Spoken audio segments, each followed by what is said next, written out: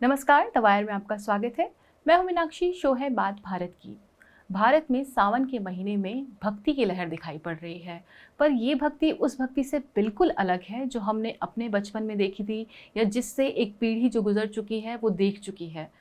बात हो रही है कांवड़ियों की। हम लगातार सुन रहे हैं कि कांवड़ियों को सरकार की तरफ से सुविधा दी जा रही है, सरकार की तरफ से उनके लिए फंड्स जमा हुए हैं, सरकार उनके लिए तरह तरह के रूट्स बना रही है और आम जनता के लिए जो रूट है उसमें भी वन वे बनाए गए हैं।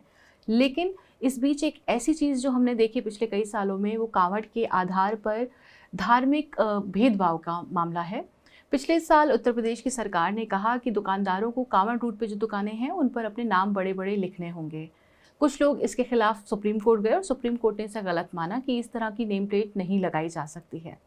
साल गुजरा, इस साल कहा गया है कि क्यूआर कोड लगाना है। क्यूआर कोड जिसमें दुकानदार से संबंधित सारी जानकारी हो। इस बार फिर वही मानवाधिकार कार्यकर्ता और जो सजग नागरिक हैं वो फिर सुप्रीम कोर्ट पहुंचे और सुप्रीम कोर्ट में ये मामला सुना गया कल। इस मामले में एक याचिकाकर्ता हैं प्रोफेसर अपूर्वानंद, जो इस समय हमारे साथ स्टूडियो में मौजूद हैं। सर, आपका स्वागत है। हमारे साथ रहेंगी द वायर की एडिटर सीमा चिश्ती जी। सीमा, आपका भी स्वागत है। सर, पहला सवाल यही है कि पिछले साल जब सुप्रीम कोर्ट ने एक आदेश दिया था, एक कमेंट किया था, उसके बाद फिर जब ये दूसरी तरफ से आया आदेश जो इस बार का, आपको फिर क्यों ज़रूरत लगी कि हमें फिर शीर्ष अदालत तक जाना चाहिए? सर्वोच्च न्यायालय का ही फैसला था पिछली बार, और उत्तर प्रदेश सरकार, उत्तराखंड सरकार और जहाँ तक मुझे याद है मध्य प्रदेश सरकार को निर्देश था कि वे अपने उस आदेश को लागू नहीं करेंगे जो अलग अलग जगह अलग अलग तरीके से उन्होंने दिया था, जिसमें दुकानदारों को ये कहा गया था कि वे अपना नाम साफ साफ लिखें। अपना नाम साफ साफ लिखने का मतलब था उसमें उनकी धार्मिक पहचान स्पष्ट होनी चाहिए। जैसे नाम तो साफ ही है, पिंटू वैष्णो ढाबा या पिंटू शुद्ध वैष्णो ढाबा, लेकिन आपको ये नहीं लिखना है, आपको लिखना है अब्दुल कादिर वैष्णो ढाबा या जो भी अब्दुल कादिर ढाबा। ये पिछली बार का निर्देश था जिस पर हमारा ऐतराज़ था और हम सर्वोच्च न्यायालय गए थे और सर्वोच्च न्यायालय ने कहा था कि आप यह नहीं करेंगे। तो सबसे बड़ी अदालत का निर्देश है, उस निर्देश को चालाकी से अब उसकी अवहेलना की जा रही है और उसके खिलाफ काम किया जा रहा है। और ये चालाकी इस बार है कि हमने वह निर्देश तो नहीं दिया है, इस बार नया दिया है कि क्यूआर कोड आप अपना रखेंगे। और इसके लिए कहा गया है कि शुद्धता बनी रहे। पिछली बार भी तर्क शुद्धता का था, लेकिन पिछली बार भी हमने यही तर्क दिया था जिसको सर्वोच्च न्यायालय ने माना था, हालांकि उस पर अंतिम फैसला नहीं हुआ था। हम सब लोग याद रखें कि वो अंतरिम फैसला था और अभी पूरी बहस होना बाकी थी। सरकार को भी इसमें कोई दिलचस्पी नहीं थी, 1 साल गुजर गया, पूरी बहस नहीं हुई। पिछली बार भी तर्क दिया गया था कि मामला खान पान की शुचिता का है, शुद्धता का है। अगर खान पान की शुचिता यानी पिछली बार जो शब्द प्रचलित हुआ था वह सात्विक भोजन था, कि कांवड़ियों को सात्विक भोजन चाहिए। पहले तो परिभाषित करना पड़ेगा सात्विक भोजन है क्या। क्या सात्विक भोजन से आमतौर पे जो हिंदू समझते हैं कि जब भी कोई त्यौहार आता है, इस तरह का पर्व त्यौहार, तो प्याज लहसुन नहीं होना चाहिए, है ना। तो क्या प्याज लहसुन ही नहीं होना चाहिए या उसमें अदरक भी नहीं होना चाहिए या कोई और चीज़ नहीं होनी चाहिए? तो आप निर्देश जारी करें ये कि सात्विक आप खाने की अपने यहाँ परिभाषा। सात्विक भोजन रख रहे हैं कि नहीं रख रहे हैं। बोर्ड पर ये लिखिए। यह भी लिख दीजिए कि सात्विक भोजन में यह तत्व नहीं है। यह तो आप कर सकते हैं, लेकिन रहमान का ढाबा होगा, उससे कैसे पता चलेगा कि ये असात्विक है? और अपूर्वानंद ढाबा होगा तो अपूर्वानंद कैसे नहीं प्याज और लहसुन खिला दे सकते हैं? तो सात्विक भोजन वाला तर्क तो बिल्कुल धोखे का तर्क था, क्योंकि उसमें भी जिसको हम अंग्रेजी में कहते हैं डॉग विसल, वो डॉग विसल था, क्योंकि इसका मतलब ये था कि सात्विक भोजन मुसलमान दे ही नहीं सकता है। जैसे ही मुसलमान आप देखेंगे, आप उस ढाबे में नहीं जाएंगे।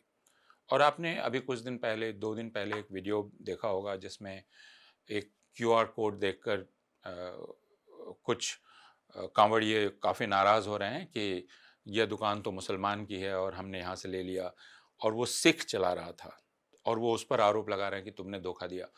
तो इसका मतलब तुमको इससे, और सिख उनको तर्क दे रहा है और वो कह रहे हैं कि हमें लॉजिक नहीं चाहिए।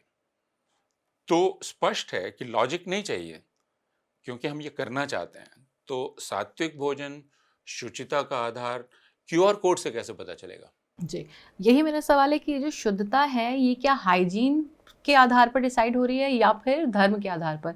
और अगर धर्म के आधार पर हो रही है, तो क्या इस तरह के कदम संविधान के दायरे में आते हैं? आप क्या सोचते हैं सीमा? नहीं, बिल्कुल भी नहीं। ये तो एक ऐसा देश है जहाँ पे हिंदू पानी, मुस्लिम पानी होता था एक समय में और उसको बहुत माना जाता था कि भई कम से कम क्लियरली इस बात को कहा जा रहा है कि हिंदू जो है मुस्लिम पानी नहीं पिएगा, मुस्लिम हिंदू पानी नहीं पिएगा। ये अलग बात है कि वो उसी सप्लाई से पानी आ रहा था, नल 2 अलग-अलग थे। तो विभाजन के उस दौर से तो भारत निकल के आया है। इस तरह की चीज़ें जो हैं, ये तो पगडंडियाँ हैं जो हमें उसी रास्ते पे ले जाती हैं और ये उसी रास्ते पे ऑलमोस्ट शायद पूरी तरह नहीं लेकिन नस्ल भेद क्या होता है? कि भई हम आपकी जो एक इम्यूटेबल आइडेंटिटी है, मतलब जिस आइडेंटिटी को शायद बाकी आप आइडेंटिटी बदल सकती हैं, आप नौकरी बदल सकती हैं, आप कपड़े का स्टाइल बदल सकती हैं, लेकिन अपने नाम को, अपने माँ-बाप के नाम को, अपने माता-पिता के धर्म को शायद हम नहीं बदल सकते हैं। उस बेसिस पे आपकी पूरी ज़िंदगी डिसाइड होगी।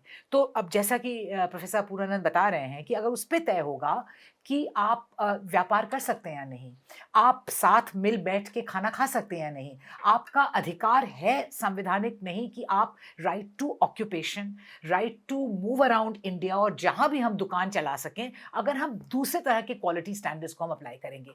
ये तो क्यूआर कोड में इसको तब्दील करना तो एक बहुत ही चालू तरीका है, जिससे जो एक भारतीयों में एक टेक्नोलॉजी के प्रति, एक टेक्नोलॉजिकल डैशबोर्ड को देख के जो एक एक्साइटमेंट आता है कि आप सबसे बुरी-बुरी चीज़ों को भी अगर आप टेक बना दें, डिजिटाइज़ कर दें, वो एक काउंटर चल रहा है या एक क्यूआर कोड है, तो उसको आप अलग तरह से देखते हैं। तो ये तो एक धोखा है और उसी पुरानी विचारधारा को एक ऐसी चीज़ को जिसको पार करने की कोशिश भारत कर चुका है और उसको संवैधानिक रूप से उसको गलत बताता है, उसको दोबारा स्थापित करने की बात है। और जो यंग लोग भारत में जो कावड़िए जो आते हैं, वो जो यंग आपका युवा वर्ग है, उसमें उसी उन्हीं धाराओं को, उसी विभाजन की एक मानसिकता को बैठाने का तो ये एक बहुत ही घिनौना प्रयास है। इसके अलावा इस एक और तरीके से इस बात को समझना चाहिए, क्योंकि भारत में जो पूरी जाति प्रथा रही है, उसका आधार ही शुद्धता है, शुचिता और अशुचिता। शुद्ध क्या है, अशुद्ध क्या है, कौन मेरे चौके के अंदर आ सकता है, कौन मेरे चौके के अंदर नहीं आ सकता है।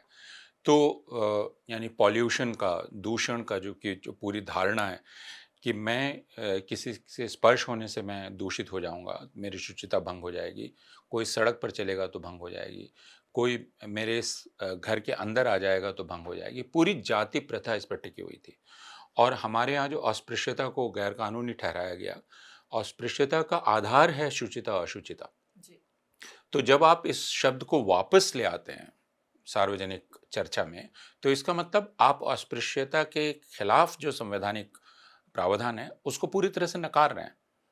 इस बात को भी हम सारे लोगों को समझना चाहिए कि यह दरअसल एक चोर दरवाजे से, या अब उतना चोर दरवाजे से भी नहीं, आप बिल्कुल सामने ढिठाई से आप एक तरह का नस्ल भेद ला रहे हैं। जो सीमा कह रही थी कि यह नस्ल भेद है जिसमें आप दो हिस्सों में बांट रहे हैं। क्यूआर कोड से आप क्या पता करते हैं? आप नाम पता करते हैं, जिस जिस जिस नाम से खाता है ना? तो और ये बहुत सारे लोगों ने कहा कि जैसे वो टैक्सी पर जा रहे हैं, उन्होंने टैक्सी वाले का नाम पूछा, उसने कहा रॉकी, है ना? उसने कहा रॉकी, और जब वो भुगतान करने लगे तो उन्हें पता चला कि अरे ये तो हाँ, अ, अब्दुल्ला था। तो कुछ कहते हैं कि नहीं नहीं, मैंने तो जब ज़ोमैटो पर देखा तो ये पता चला कि उसका नाम फलां था, तो मैं तो कैंसिल कर देती, या मैंने कैंसिल कर दिया। तो नाम से क्यों कैंसिल किया आपने? ये नस्ल भेद है बहुत स्पष्ट रूप से, और अस्पृश्यता के उस कानून का उल्लंघन है। जी। अ, जिस तरह का हमने पूरा माहौल देखा जो कावड़ियों को लेकर बना है और लगातार इसको लेकर जिस तरह से सरकार का रवैया रहा है, इस पे लगातार सवाल उठे हैं। पत्रकार राहुल पंडिता ने इस चीज़ को एक ट्वीट में डिफ़ाइन किया है जो मैं पढ़कर सुनाना चाहूँगी। राहुल लिखते हैं, how is this a pilgrimage? It is not what it is then. उनकी परिभाषा जो इस चीज़ को कह रहे हैं कि क्यों इस तरह की चीज़ें देखने को मिल रही हैं, वो कहते हैं it is just a medium to give a little taste of power to people. यानी ताकत का जो आप छोटा सा स्वाद है वो लोगों को चखाना चाह रहे हैं। क्यों? क्योंकि people ask for electricity, you ask them to chant jai Bajrang बली। हमने कुछ दिन पहले देखा कि एक प्रतिनिधि था। से कहा गया तो उन्होंने कहा नारे लगाइए, धार्मिक नारे लगाइए।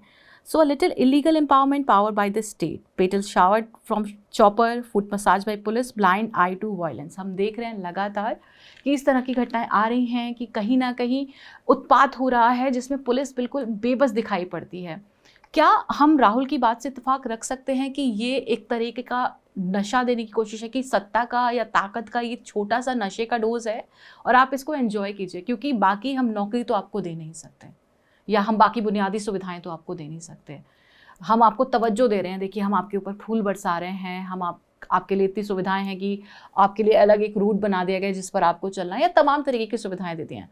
क्या ये इस तरीके से अपीज़ करने की किसी तरह की कोशिश हो सकती है क्योंकि हम बाकी सुविधाएं नहीं दे पा रहे हैं? थोड़ा बहुत तो जो राहुल कह रहे हैं बिल्कुल सही है कि जहां आप बुनियादी चीज़ों से ध्यान लोगों का बांटना चाह रहे हैं, और एक हम देख रहे हैं इंफ्रास्ट्रक्चर को लेकर भी कितनी बिल्कुल अजीब हालात हैं कि सुरक्षित एक नागरिक वो जीएसटी देता है, वो इनकम टैक्स देता है, वो नमक पे टैक्स देता है, लेकिन वो सुरक्षित ब्रिज नहीं पार कर पा रहा है, ट्रेन में वो घुस नहीं पा रहा है। मतलब एक लेवल पे जो एक आम जिंदगी में बेहतरी, विकसित भारत की जो बात होती है, जो ऊंचे ऊंचे स्लोगन्स हैं, अच्छे दिन वगैरह वगैरह, उसका बिल्कुल एक घिनौना मजाक चल रहा है ज़मीन पे।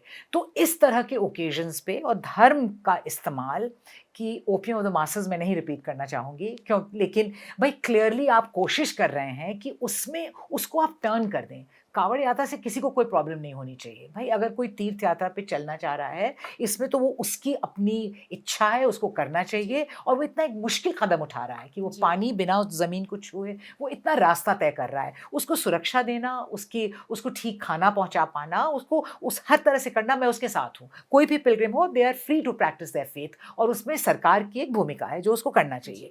लेकिन आप तो हर इस तरह के मौके को यूज़ करना चाह रहे हैं कि उससे किसी तरह से कहीं मैं द्वेष फैला दूं, कहीं मैं कुछ गड़बड़ कर दूं। और जिस बात पे राहुल कह रहे हैं डेमोग्राफिक डिविडेंड की ऊंची ऊंची बातें हिंदुस्तान आज से 15-20 साल पहले कह रहा था। जिस तरह से पूर्वी एशियाई देशों में हुआ, चाइना में हुआ, वियतनाम, फारिस, साउथ कोरिया वगैरह में, कि जो यंगस्टर्स थे जब उनकी तादाद बाकी जो डेमोग्राफी थी देश की उससे ज़्यादा थी, उसका अनुपात ज़्यादा था, तब उन्होंने तैयार किया एक वेल्थ ऑफ द नेशन, जिससे कि आपका फ्यूचर सिक्योर हुआ, इंडस्ट्रियलाइजेशन हुआ, आप काम कर सकते थे।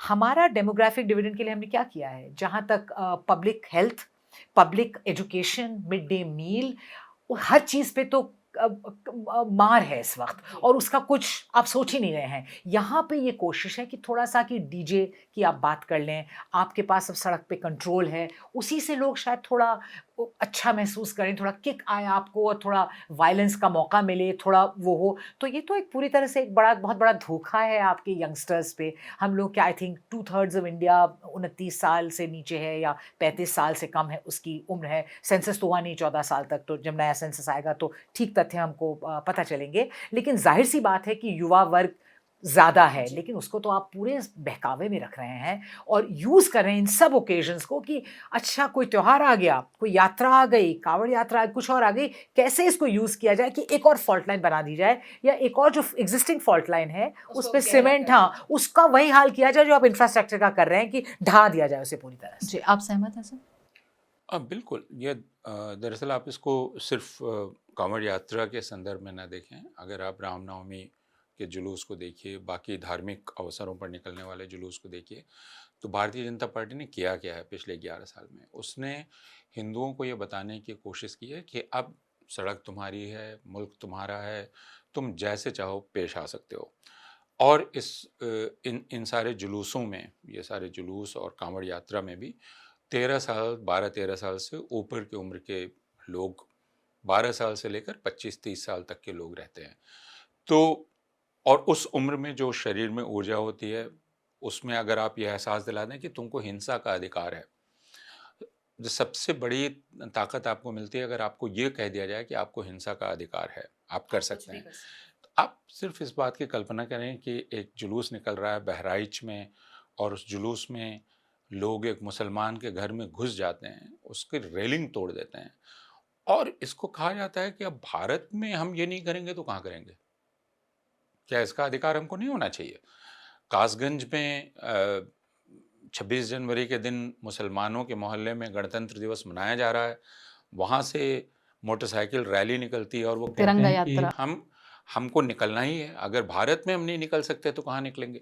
उसी तरह जामा मस्जिद पे मैंने देखा था ईद के रोज़ या किसी रोज़ जब लोग नमाज पढ़ के निकल रहे थे, तो कुछ लोग चढ़ गए वहाँ तिरंगा लेकर और ज़बरदस्ती नमाजियों के हाथ में कि आप तिरंगा लीजिए। तो ईद के दिन तिरंगा का क्या मतलब है?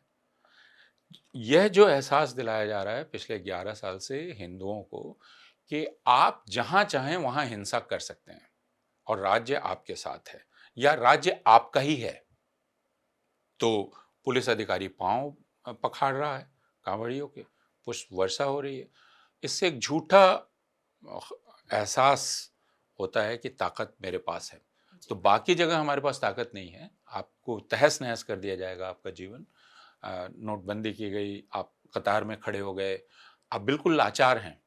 मैंने आपसे एक कागज़ माँगा जाएगा, दूसरा माँगा जाएगा, आप दौड़ते रहेंगे इधर से उधर, लेकिन यहाँ आपको हिंसा का अधिकार है। जो बात आप कह रहे हैं ये कहीं न कहीं जो अभी सावन के 7 दिन निकले हैं और उसमें ही ये चीज़ कहीं न कहीं साफ दिखाई पड़ रही है, क्योंकि कानपुर में एक मंदिर के रास्ते में एक घटना मैंने जो दर्ज की हुई है, तोड़-फोड़ हुई थी, शिवराजपुर थाने में बवाल हुआ। घटना ये थी कि एक कांवड़ रूट पे एक व्यक्ति गिर गया था।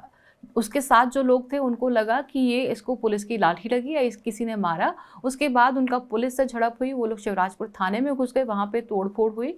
उसके बाद भी ये बताया जा रहा है कि समझाइश हो रही है, समझा बुझा कर भेजा जा रहा है। अंत में जो पुलिस का बयान है इस मामले में, उसमें कहना है कि वो खुद फिसल के गिरा था।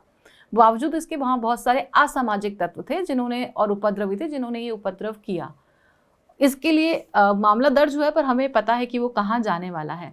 अगर यही घटना हम किसी और परिप्रेक्ष्य में रख के देखें, किसी और माहौल में, किसी और धर्म, मैं यहाँ किसी और धर्म में, कोई भी धर्म हो सकता है वो मुस्लिम हो सकता है वो सिख हो या वो ईसाई हो, क्या यही रवैया रहता है स्टेट का या पुलिस का? हम जब ये कहते हैं कि समझा बुझा कर भेज दिया, तो क्या हम हर अपराधी को ये सुविधा दे रहे हैं कि हाँ कुछ गलती हो गई, सड़क पे मारपीट होती है, हमेशा मामला दर्ज होता है, भले उसमें कार्रवाई कुछ भी हो पर एक मामला दर्ज हो रहा है? क्या आप तब भी ये कहेंगे कि हाँ समझा बुझा कर भेज दिया था? ज़ाहिर सी बात है नहीं करेंगे, और इसमें तो उत्तर प्रदेश की सरकार ने तो इसको कई और लेवल्स तक वो ले गई है, इस बेसिक एक समस्या को। और जैसा कि मैं आपका ध्यान आकर्षित करवाना चाहूँगी कि हिंदुस्तान टाइम्स की आज एक रिपोर्ट है जिसमें मेला पुलिस कंट्रोल फोर्स जो होती है, उसने कहा है कि 170 इस तरह के मामले अभी 5 ही दिन हुए हैं इस तरह के दर्ज हो चुके हैं, जहाँ आप इनकरेज कर रहे हैं एक प्रकार का हुलिगनिज़्म, एक तरह का एक फ़ॉल्स सेंस ऑफ स्ट्रेंथ दे रहे हैं सड़क पे, उसका हुआ है। और जो अखिल भारतीय अखाड़ा परिषद है उसके जो चीफ हैं, उन्होंने रविंद्र पुरी शायद हैं, उन्होंने पूरा बयान दिया है इस पे, और वो उन्होंने मूल जो उसकी जो श्रद्धा वगैरह से जो उत्पन्न जो चीज़ें हैं कांवड़ यात्रियों के बारे में, उन्होंने वो रिइटरेट की हैं कि इसका ये मतलब नहीं कि आप उपद्रवी हरकतें करें और इस तरह से क्योस फैलाएं, आप मर्यादा में रहें। तो ये तो एक बहुत बड़ी क्राइसिस खुद बन जाएगी उन युवाओं के लिए और उस पूरी यात्रा के लिए, उसको तो एक बुरा नाम दे रहे हैं। और क्यों सरकार इस तरह का एक गैर जिम्मेदाराना रवैया अपना रही है, इसको देख के तो मतलब कुछ समझ में नहीं आता है कि, और स्टेट के लिए, किसी भी स्टेट के लिए ये बहुत डेंजरस है जब आप सीड कर दें द राइट टू वायलेंस। एक स्टेट का और मेरे में क्या अंतर है? अंतर ये है कि वो वायलेंस कर सकता है, मैं नहीं कर सकती, या आप नहीं कर सकते हैं। जब वो अलाउ कर देता है कि अपन तीन भी निकल के चलो एक भीड़ बनाते हैं और बाहर जाके हम दंगे फसाद करते हैं, और तब भी आप कहते हैं रहने दो भाई, ये तो हाँ भाई, ये क्या है? क्या अब लोया झरगा हुआ करेगी भाई? एक रूल ऑफ लॉ, एक उस पूरे सिस्टम पे ही तो एक इतना बड़ा मुल्क चल रहा है, जो आप कहते हैं कि हम चौथी बड़ी अर्थव्यवस्था हैं, हमको ग्लोबल स्टेज पे बैठना है, हम ग्लोबल साउथ को हम हेड कर रहे हैं। ये सारी चीज़ें तो एक बेसिक प्रीमाइस से आती हैं, और जो ये चीज़ें ऐसा लगे कि इन चीज़ों का कोई उससे ताल्लुक़ नहीं है, लेकिन ताल्लुक़ तो है, क्योंकि यही तय करेगा कि हम किस तरह का समाज बना रहे हैं, किस तरह के यंगस्टर्स, युवा कल बड़े होंगे, यही अभिभावक होंगे, यही पूरे गार्डियंस होंगे समाज के, तो हम उनको किस तरह की वैल्यूज़ दे रहे हैं। तो ये तो बहुत बड़ा चिंता का विषय है। और हाँ, अब जो आप कह रही थी कि बिल्कुल दोहरा व्यवहार तो होता ही है पुलिस लेवल पे। जी, हम उत्तराखंड यूपी से आते हैं दिल्ली की तरफ। दिल्ली के कानून मंत्री कपिल मिश्रा ने कहा कि कांवड़ रूट पर जितने भी मांस मछली की दुकानें हैं वो बंद रहेंगी। उसके बाद एमसीडी का बयान आया कि ऐसा कोई प्रोविज़न नहीं है, हम किसी को फोर्स नहीं कर सकते दुकान बंद करने के लिए, और जो दुकानें बंद हैं वो स्वेच्छा से हुई हैं। क्या हम इस माहौल को देख के सोच सकते हैं कि लोग स्वेच्छा से दुकानें बंद कर रहे हैं, या वो स्वेच्छा को अपनाने के लिए मजबूर किए जा रहे हैं? अब आप देखते हैं स्वेच्छा कई प्रकार की होती है, जिसमें लोग स्वेच्छा से दाढ़ी कटा लेते हैं। मैंने 1984 में लोगों को स्वेच्छा से अपने बाल कटाते हुए देखा था और दाढ़ी कटाते हुए देखी थी, और उस पर एक पूरी फिल्म भी है। मैंने खुद पटना में अपने अध्यापक को देखा था, जिनके सहकर्मियों ने उनको बाध्य किया कि वो कटा लें ताकि उन पर हमला ना हो। तो स्वेच्छा हम जानते हैं क्या है स्वेच्छा। पश्चिमी उत्तर प्रदेश में स्वेच्छा से बहुत सारे लोगों ने अपनी दुकानें बंद कर दी हैं, सिर्फ मांस मछली की नहीं, बाकी भी, और उसमें हिंदुओं ने भी कर दिया है, क्योंकि उनका कहना है कि हम ये जोखिम नहीं ले सकते कि दुकान तोड़ दी जाए या कुछ भी कर दिया जी, जाए। नुकसान नहीं उठा सकते। लेकिन मांस मछली का जहाँ तक मसला है, स्वेच्छा तो हम जानते हैं ये स्वेच्छा नहीं है। एक बार अगर किसी को पता चल गया कि राज्य का क्या रुख है, यानी आप मेरी दुकान तोड़ देंगे और उस पर कोई कार्रवाई नहीं होगी, तो फिर मुझे दुकान अपनी बंद ही करनी पड़ेगी स्वेच्छा से। मैं विरोध करने का कि मेरे पास ताकत क्या है, मैं अपनी दुकान खोल के बैठूं और सब कुछ लुटा बैठूं, मैं खुद गिरफ्तार भी हो जाऊं। लेकिन इसमें एक दूसरा सवाल है, और वो पहले सवाल से जुड़ा हुआ है जो आपका सबसे पहला सवाल था, कि ठीक है आपको भ्रम हो गया, इनकी दुकान में एक थाली आपको दी गई और आपको पता नहीं है कि वो उसमें खाने मेरे लायक सात्विक भोजन है कि नहीं। लेकिन मांस की दुकान में तो कोई भ्रम नहीं है, मांस मांस है ना। फिर उसको बंद क्यों करना है भाई? आपको उसको नहीं खाना है, यही तो आपकी परीक्षा है। तो मांस की दुकान आप बंद क्यों कर रहे हैं? वहां तो कोई भ्रम नहीं है। तो ये बात एकदम साफ हो जाती है कि मसला न तो सात्विकता का है, न किसी और चीज का है। मसला है कि आप एक खास धर्म के लोगों के आजीविका के अधिकार पर हमला कर रहे हैं। चूंकि मांस की ज्यादातर दुकानें मुसलमानों की हैं, आप उन पर हमला कर रहे हैं।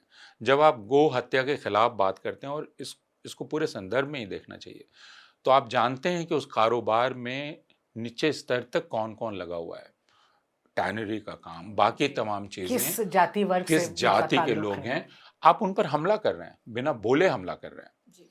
तो ये दोनों बातें जुड़ी हैं जिनको हमें देखना चाहिए कि मांस, कपिल मिश्रा ये कहते हैं कि बंद रहेंगी, उनसे पूछना चाहिए कि संविधान की किस धारा के तहत बंद रहेंगी। आप मंत्री हैं, संविधान की शपथ ली है, और एमसीडी कुछ कह रही है।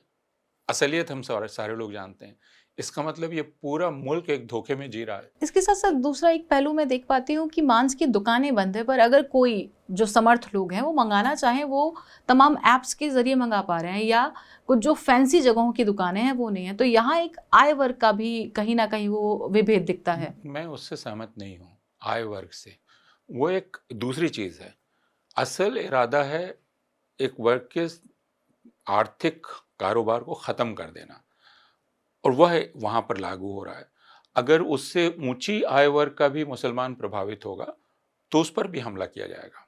और यह हमने देखा है, दूसरे प्रसंगों में देखा है कि अगर एक मुसलमान एक होटल खोल रहा है, बड़ौदा में मैंने देखा कि वो होटल खोल रहा है, और उसके आसपास हिंदू हैं, तो सारे हिंदू मिलकर उसका विरोध कर रहे हैं। तो यहाँ तो वो ऊंची आय वर्ग का है। उस मामले में तो हाई कोर्ट को इसमें आना मुझे पड़ा एक बात था। अगर आप दोनों बताइए मुझे भाई, जैसे कि वेजिटेरियनिज्म के जो भी सर्वेज हुए हैं भाई, उसमें तो 70% या उससे ज्यादा ही भारतीय तो खाते हैं भाई, मछली खाते हैं, मांस खाते हैं।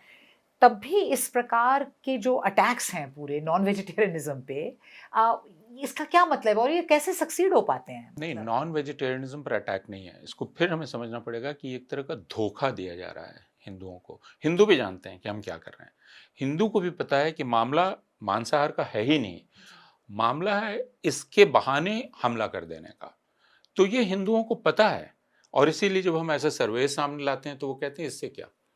तो ठीक है, ये तो हमें मालूम है। जहाँ जो बात सर कह रहे हैं उससे अग्री करते हैं, क्योंकि एक बहुत बड़ा वर्ग है जो अपने आप को मांसाहारी के तौर पे आइडेंटिफाई करता है, पर वो पब्लिकली इस चीज को नहीं लाता है। कहा जाता है कि हिंदुओं में जो एक आपने वर्ण व्यवस्था बनाई है उसमें ब्राह्मण जो है वो मांस मछली नहीं खाते हैं, पर हम सभी जानते हैं कि कई राज्यों में इस चीज को मैं खुद जिस समुदाय का हूँ, उस समुदाय में मांस के बिना हमारा जीवन नहीं चलेगा। और जिस सावन महीने की बात हो रही है, मैं उसी की बात करता हूँ। उसकी पवित्रता, उसकी शुचिता, उसका मांस से, मांसाहार से क्या रिश्ता है? कोई रिश्ता नहीं है। क्यों? क्योंकि यहाँ आकर मैंने कांवड़ यात्रा एक अलग ढंग की देखी। मैं देवघर का हूँ, वैद्यनाथ धाम का। मेरे परिवार के लोग वहाँ के सरदार पंडा परिवार के हैं, तो मुझको पता है। और सुल्तानगंज से गंगा जल लेकर कांवड़ यात्रा जाती है। बचपन से मैंने लोगों को देखा है, पूरे भारत से लोगों को जाते हुए। ये प्रश्न कभी नहीं थे।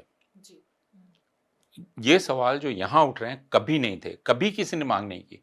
क्यों नहीं की? क्योंकि वहाँ जो पंडित पूजा करा रहे हैं, यानी मेरे समुदाय के लोग, हम मनसा देवी की पूजा करते हैं। सावन के महीने में बलि पड़ती है।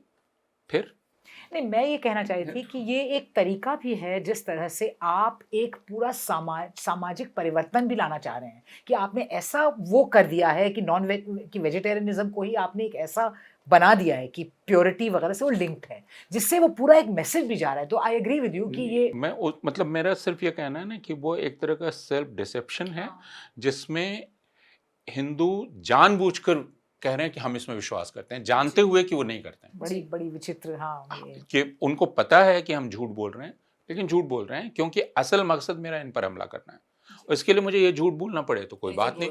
और दूसरा उनका कहना है ये मेरी मर्जी, मैं जब चाहूंगा मांस खाऊंगा, लेकिन मैं तुमको नहीं खाने दूंगा और ना तुमको कारोबार करने दूंगा, तो ये मेरी मर्जी है। जी, कहीं ना कहीं आई अग्री विद दिस कि वो खुद खाते हैं, और हम सभी जानते हैं हमारे जान पहचान के लोगों में एक पूरा वर्ग है जो पब्लिकली के स्वीकार नहीं करता है कि वो मांसाहारी हैं। और जो एक बात अभी आपने जो कही कि आपने इतने सालों से देखा कि कांवड़ अलग तरीके से जाती थी, मेरी उम्र बहुत कम होगी आपके मुकाबले, पर जो हमने देखा था हमने कभी इस तरीके की व्यवस्थाएं, इस तरीके के उपद्रव नहीं देखे थे। अब जब हम देखते हैं कि इस तरीके का माहौल बदल रहा है, एक और नया किस्सा उत्तर प्रदेश के बरेली में हुआ है। वहाँ एक टीचर ने एक असेंबली में कुछ कविता गाई, उसका एक 26 सेकंड का जो वीडियो है सोशल मीडिया पे वायरल हुआ। वो जो कविता थी उसमें 4 लाइनें हैं, उसमें वो बता रहे हैं, वो कुछ शिक्षा देती हुई उनकी कविता थी जिसकी 4 लाइनें थी, जिसपे कांवड़ सेवा समिति आहत हो गई है और उस टीचर के खिलाफ FIR हो गई है। वो जो 4 लाइनें हैं वो कहती हैं, कांवड़ लेने मत जाना, तुम ज्ञान के दीप जलाना, मानवता की सेवा करके सच्चे मानव बन जाना। अब अगर इन लाइन्स से आहत हुआ जा रहा है तो हम एक बतौर समाज कहाँ जा रहे हैं? हालांकि इसमें एक पेंच है, और अभी का जो पूरा माहौल है उसमें पेंच ये है कि अब अलग अलग धार्मिक आस्थाओं के समूह हैं। तो एक जैसे कांवड़ धार्मिक आस्था है, ठीक है, वो कांवड़ धार्मिक आस्था कह सकती है कि भाई कांवड़ लेने मत जाना, ये क्यों कहा, ये विद्यार्थियों को क्यों कहा? इसका मतलब वो उकसा रहा है कि उसमें जाना नहीं चाहिए। और ये एक ऐसा इलाका है जिस पर फिर बहस हो सकती है, लेकिन शिक्षक का इरादा बहुत साफ है। आप अगर मैंने पूरी कविता सुनी जो वो सुना रहे थे, इरादा उसका बहुत साफ है। वो ये कह रहा है कि भाई ये तुम्हारी उम्र है, इसमें पढ़ाई लिखाई करो, आगे जाओ, गांधी, अंबेडकर और बाकी की बात सुनो। और दूसरी बात ये भी है कि पिछले दिनों हमने यह देखा है, भारत का जो commission for protection of child right है, वो हर्ष मंदिर के खिलाफ मुकदमा करता है यह कह के कि उसके बच्चे गए थे एंटी CA प्रोटेस्ट में, ठीक है। तो फिर ये पूछा जाना चाहिए कि भाई बच्चे कांवड़ यात्रा में क्यों जा रहे हैं, कैसे जा रहे हैं, और कौन उनको बाध्य कर रहा है? तो ये जो अध्यापक है ये तो बच्चों को ही कह रहा है, जो 18 साल से कम उम्र के बच्चे हैं, कि तुम्हारा काम ये है। तो क्या अभिभावकों को इसका अधिकार होगा कि वो कांवड़ यात्रा में बच्चों को भेज दें? और क्या आप अध्यापक को इस बात की छूट नहीं देंगे कि वो बच्चों से बातचीत कर सके इसको लेकर? छूट तो खैर नहीं देंगे, इन पे FIR हो गई है। हाँ, मुझे मालूम है, और गिरफ्तारी भी हो सकती है। हालांकि उन्होंने एक दूसरा वीडियो जारी किया है, बहादुर हैं, और हम सबको उनका साथ देना चाहिए, अध्यापकों को खासकर। लेकिन अब बहुत ख़तरनाक है। अध्यापक ने यह कविता तो बहुत स्पष्ट पढ़ी। अब हालत यह है कि अगर आप मॉर्निंग असेंबली में सर्वधर्म प्रार्थना कर रहे हैं तो फिर आप पर हमला हो जाता है कि आपने सर्वधर्म प्रार्थना क्यों की। उसमें मुसलमानी प्रार्थना भी थी, जिससे हमारे बच्चों को मुसलमान बनाया जा रहा है, यह कह के हमला किया जाता है। वो तो कोई शायद नाटक भी था जिसमें कुछ बच्चों को टोपी वोपी पहन के आना था या कुछ इस तरह के जेस्चर्स करने थे, उसके खिलाफ भी मैं यहाँ पर कार्रवाई आपको हुई थी। पश्चिमी उत्तर प्रदेश की ही एक घटना बताती हूँ, जहाँ पर एक टीचर से क्लास में किसी धार्मिक रेफरेंस में उस टीचर ने कलमा बता दिया बच्चों को। हालांकि उस टीचर का जो था, उसका एक जो भी नाम था, उसका शॉर्ट फॉर्म जो था उससे पता नहीं चलता था कि वो एक मुस्लिम नाम हो सकता है। उसके बाद उसने जब कलमा ये बताते हुए कि हिंदू धार्मिक रेफरेंस में कि जैसे हिंदुओं में ये होता है, मुस्लिमों में ये होता है, वो कलमा बच्चे ने घर पे जाके दोहराया। पेरेंट्स पहुंच गए स्कूल में और उस टीचर को निकाला गया, और उसके बाद मामला ये बनाया गया कि आपने टीचर की पहचान जो थी वो धार्मिक पहचान छुपाई थी, क्योंकि उसके जो शॉर्ट नेम था, बड़ा नाम था तो वो शॉर्ट में लिया जाता था, इवन डॉक्यूमेंट्स में भी वही था। पर यहाँ मामला इस चीज़ का बना और अंत में उस टीचर को इस्तीफा देना पड़ा। तो तो इस तरह आखिरकार बात पहचान पर आ रही है हाँ, ना, वही क्यूआर कोड बात पर नहीं आ रही है। आप पहचानना चाह रहे हैं, क्यूआर कोड आप देखना चाहते हैं। तो मान लीजिए किसी ने लिखा हुआ है पिंटू, तो वहां कहा क्या जा रहा था, तुम पिंटू नहीं लिख सकते हो, तुमको पूरा लिखना पड़ेगा कि आपका जो भी हाँ। जी। नहीं, और यहाँ पे ना जो कम्युनलिज्म 80 के दशक का, 90 के दशक का, वो भी देखा है भाई। 67 64 नेहरू के जो जीवित थे तभी राइट्स हुए थे, रांची जबलपुर वगैरह में हुए हैं। 60 के दशक में भयंकर राइट्स हुए हैं। लेकिन अब एक ऐसा माहौल हो गया है जहाँ सौहार्द की बात करना, आपसी मतलब मिल बैठ के रोटी बेटी का साथ की बात करना, हर चीज़ जो पहले बताई जाती थी कि साथ आइए, सबका मालिक एक, आप सब एक हैं, उन्हीं चीज़ों को क्रिमिनलाइज किया जा रहा है। तो जहाँ आपको बताया जाता था कि आप ट्रेड उनके साथ करते हैं, भाई एक कम्युनिटी है जो शायद सिलाई का काम करती है, दूसरी कम्युनिटी उसको बेचने में उसकी मदद करती है, जो ये मीटिंग पॉइंट्स थे उन्हीं को आप बहुत ज़बरदस्त एक डिविजिव पॉइंट बनाना चाहते हैं कि ईद में हम आपके घर आएंगे सेवई खाने, या आप आएंगे हमारे घर दिवाली में। उन सब जो बेसिक बॉन्ड्स होते हैं, और इसलिए ये बहुत डेंजरस है। ये जो एवरीडे कम्युनलिज्म जिसे कहा जाता है कि रोज़मर्रा की ज़िंदगी में आप द्वेष, हेट और दुश्मनी फैला रहे हैं, और फ्रेटर्निटी और बंधुत्वता जिसकी बात प्रियम्बल में कही गई है, जिस पे हमारा कॉन्स्टिट्यूशन संविधान सेंटर्ड है, उस पे ये एक बहुत बेसिक अटैक रोज़ हो रहा है। और कांवड़ यात्रा सीज़न चल रहा है, अब जैसे ही सितंबर आएगा वो किसी और मुद्दे पे, लेकिन बात वही होगी कि किसी तरह फ्रेटर्निटी को तोड़ा जाए। हाँ, असल चीज़ जैसे मैंने बतलाया बोकारो के स्कूल की कहानी, जहाँ सर्वधर्म प्रार्थना 25 साल से हो रही थी। अचानक बजरंग दल के लोग पहुंच गए और कुछ अभिभावक पहुंच गए, उन्होंने कहा कि आप हमारे बच्चों को मुसलमान बना रहे हैं। बड़ौदा का एक स्कूल अपने बच्चों को सांस्कृतिक जानकारी देने के लिहाज से एक मस्जिद का दौरा करा रहा था ताकि वो मस्जिद देख पाएँ। फ़ौरन एतराज़ हुआ कि आप बच्चों को मस्जिद नहीं ले जा सकते हैं। पुणे में हमारी दोस्त बतला रही थीं और वो बहुत आहत थीं इस बात से कि ईद में स्कूल ने आयोजन किया ईद का, और खुरमा, वहाँ खुरमा कहते हैं, वो खिलाया, जिस पर कुछ अभिभावक नाराज़ हो गए कि आपने हमारे बच्चों को ये क्यों खिलाया। और वो बहुत दुखी थी कि अब हमारी हालत ये हो गई है कि अगर आप खुरमा खिलाएं तो अभिभावक नाराज़ हो जाते हैं कि आप हमारे बच्चों को ईद में ये कैसे खिला सकते हैं। तो जो सीमा कह रही हैं, और उस बात को समझने की ज़रूरत है कि ऐसा नहीं है कि ये समाज साथ नहीं रहता था। हिंदू मुसलमान एक दूसरे के बारे में अलग अलग ख्याल थे, लेकिन हम एक दूसरे के साथ रहते आए हैं। सेवई खाते हैं, हम जहाँ मिलाद में जाते हैं, हम देखते हैं, हम कुछ चीज़ों में कहते हैं अच्छा बेवकूफ़ हैं, वो भी कहते हैं बेवकूफ़ है, लेकिन हम साथ रहते आए हैं। अब कोशिश ये की जा रही है कि कोई ऐसा बिंदु ना हो जहाँ हम दोनों साथ हो, कोई जगह ही ना हो। तो मज़ार नहीं रहने देंगे, क्योंकि मज़ार क्या है, मज़ार पर कई कट्टर इस्लामपंथी भी एतराज़ करते हैं कि नहीं नहीं ये इस्लामी नहीं है। लेकिन वो थी क्या चीज़, वो ऐसी जगह थी जहाँ ऑटो हल्का होता है, एक हिंदू ऑटो वाला भी माथा झुकाता है, एक मुसलमान ऑटो वाला भी माथा झुकाता है। अब आप हिंदू को कह रहे हैं नहीं नहीं यहाँ माथा नहीं झुकाना, ये तुम्हारी जगह नहीं है, तो हर मज़ार को तोड़ा जा रहा है, दिल्ली में दूसरी तमाम जगह हटाया जा रहा है, और उसको बतलाया जा रहा है कि ये सिर्फ मुसलमान ही है, इसमें तुम्हारा कुछ नहीं। ताज़िया निकलता था, तो ताज़िया में आप हिंदू माएँ अपने बच्चों को ताज़िया के नीचे से गुजारती थी, है ना। लेकिन अब क्या है, अब ताज़िया सिर्फ मुसलमानी है। तो वैसी तमाम जगहें जहाँ हिंदू मुसलमान साथ हो सकते हैं, ऐसी जगहों को अब नहीं रहने दिया जाएगा। और ऐसी जगहें हिंदुस्तान में बहुत थी, क्योंकि हिंदू मुसलमान साथ रहते आए हैं, और इसलिए बहुत सारी चीज़ें हैं जो दोनों ही करते हैं। जैसे साईं बाबा कौन है, साईं बाबा हिंदू है या मुसलमान है? साईं बाबा मंदिरों में भी पाए जाते हैं। अब पिछले 10 साल में आपने देखा होगा कि साईं बाबा को मंदिर से निकालने की कोशिश हो रही है कि साईं बाबा मंदिर में नहीं रहेंगे। मज़ार के आगे ऑटो वाला जा रहा है, हिंदू है या मुसलमान, सर झुकाता है। अब आप मज़ार तोड़ रहे हैं या कह के ये मुसलमानों की चीज़ है, इसको हम हटा देंगे। तो ये पूरी एक कोशिश की जा रही है कि दोनों का साझा अब कुछ भी नहीं है, और न सिर्फ दोनों का साझा कुछ नहीं है, बल्कि जो मुसलमानों का है वो हिंदुओं के खिलाफ है, और इसलिए उसको ख़त्म कर देना चाहिए, तभी हिंदू चैन से रह सकते हैं, आराम से रह सकते हैं। ये पिछले 11 साल में हो रहा है और ये बहुत खतरनाक है। जी। यानी हम कहीं ना कहीं घूम फिर के इसी बात पे आ रहे हैं कि ये सारी जो डॉग विस्लिंग है, ये सारे सिर्फ बहाने हैं, अंत में उद्देश्य एक ही है, धार्मिक विभाजन को बढ़ावा देना। हाँ, और इसलिए हम लोग जो पहले कहा करते थे, जैसे पहले हम तर्क दिया करते थे कि बनारसी साड़ी जो है, जो हिंदू अनिवार्यता अभी भी, बावजूद इसका 70,000 का लहंगा खरीद के जाती हैं वो डिज़ाइनर लड़कियां और लड़के भी, वो एक ही तरह का पहन के जाते हैं, लेकिन अभी भी बनारसी साड़ी दी ही जाती है। हालांकि मुझे पता चला अब चाइनीज़ बनारसी साड़ी आ गई है, वो अलग मसला है। लेकिन बनारसी साड़ी बनाता कौन था, उसके कारीगर कौन थे, जरदोजी का काम कौन करता था, वो मुसलमान थे। उसी तरह जिस रामलीला में राम का मुकुट कौन बनाता है, रावण को कौन बनाता है, वो मुसलमान है।